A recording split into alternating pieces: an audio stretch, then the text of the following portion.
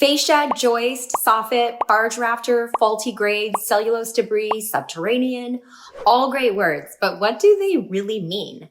First things first, the termite inspection purpose is to identify anything wood destroying that could affect the structural integrity of the house over time. This includes water damage, and really that's the bulk of what you will typically see on a termite report. Yes, you will see termites. There's two types, drywood and subterranean. All of California has termites. They like warm weather and they require moisture to survive. So this is one reason why water damage and active water leaks are important to repair. So termites, these little insects are social. They live in colonies, either in wood or underground, and they require a constant source of cellulose. Cellulose?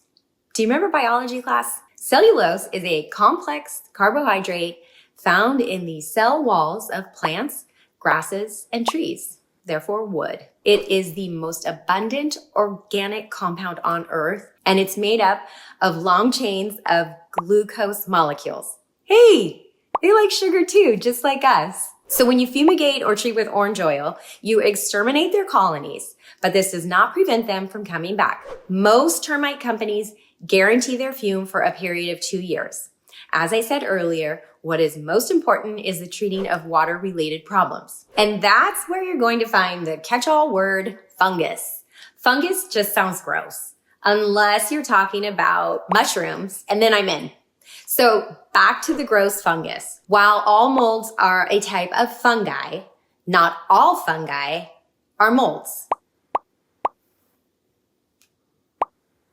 Okay, continuing on. Mold is, however, the most common type of fungus found indoors. It can grow on fabric, on paper, and wood, and it simply needs warmth and moisture to thrive. It can be fuzzy and powdery and usually has a telltale musty odor. Some molds produce bad stuff for our health. That's called mycotoxins, meaning toxic.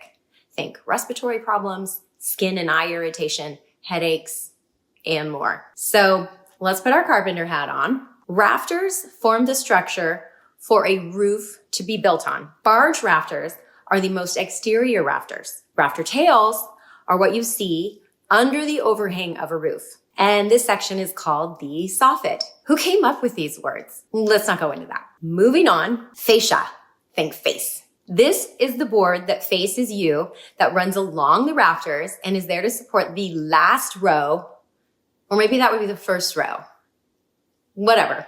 It supports the last row of shingles that are on your roof. And incidentally, your gutters are usually attached to it. Jumping down to the foundation, you've got first off the foundation, which is concrete, the sill plate, which is a piece of wood attached to the foundation, anchored with bolts, and then you have the joist that forms the structure that the floor will be built on. Another term that's not intuitive is faulty grade. You see this one quite a bit in the Bay Area because a lot of the homes were built in the 60s and this just wasn't a thing then. Faulty grade simply means that the ground around the house is not graded or sloped correctly away from the home. Ideally, you want it to slope so that water runs off and cannot accumulate next to the foundation. So now, when you read these terms, hopefully it makes a bit more sense of what actually is going on in the house that you are looking to buy. And that's it. Not really, but hopefully you feel a bit more armed with information. And if you have any questions, I'm here to help. I'm Tracy, and thanks for tuning in.